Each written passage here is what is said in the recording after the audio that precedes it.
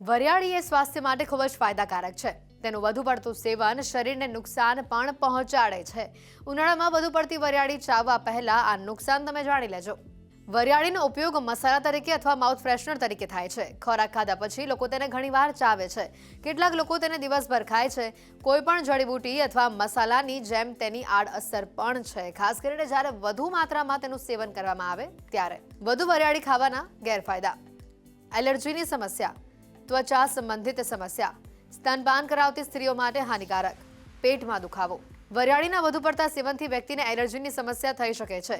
જો તમે કોઈ દવા લઈ રહ્યા છો તો તેની સાથે વધુ પડતી વરિયાળીનું સેવન ન કરતા. આવું કરવાથી તમારા સ્વાસ્થ્યને નુકસાન થઈ શકે છે.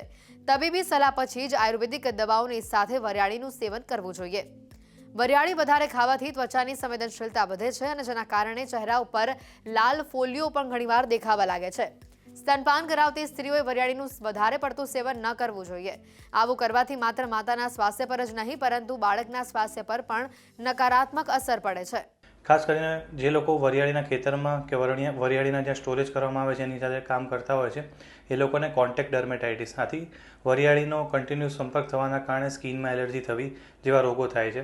આ ઉપરાંત વરિયાળીનો લાંબા ટાઈમ સુધી અને વધુ પ્રમાણમાં જો સેવન કરવામાં આવે તો તેના કારણે કેટલાક એલર્જીક રિએક્શન્સ પણ આવી શકે છે, જેમાં શ્વાસ લેવામાં તકલીફ થવો, ચામડીની એલર્જી, ચામડીમાં લાલાશ આવી, ખંજવાળ આવી વગેરે જેવું થાય છે. આ ઉપરાંત વધુ પ્રમાણમાં વરિયાળીના સેવનથી ઊંઘ વધુ પ્રમાણમાં આવે છે, આથી અતિનિદ્રાની પણ તકલીફ થઈ શકે છે. કેટલાક લોકો જે એલર્જીક હોય છે તે લોકોને માથાનો દુખાવો થવો, શ્વાસ ચડવો, ચક્કર આવવા વગેરે જેવા પ્રોબ્લેમ પણ થઈ શકે છે.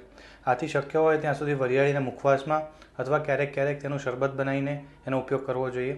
અને વરિયાળીને એકદમ રો કે લીલી ન ખાતા શેકેલી વરિયાળી ખાવી જોઈએ, જેનાથી આ નુકસાન થતાં અટકે છે. તો વરિયાળી ખાવાના ફાયદા પણ જાણી લો.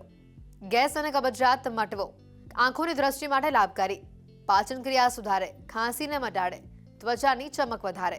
વરિયાળી ખાવાથી પેટ અને કબજિયાતની તકલીફ થતી નથી. આંખોની દ્રષ્ટિ એ વરિયાળીના સેવન કરવાથી વધારી શકાય છે. ડાયરિયા થાય તો વરિયાળી ખાવી જોઈએ. વરિયાળીના બેલના ગરબ સાથે જો તેને સવાર સાંજ ચાવવામાં આવે તો અજીર્ણ દૂર થાય છે અને અતિસારમાં ફાયદો થાય છે.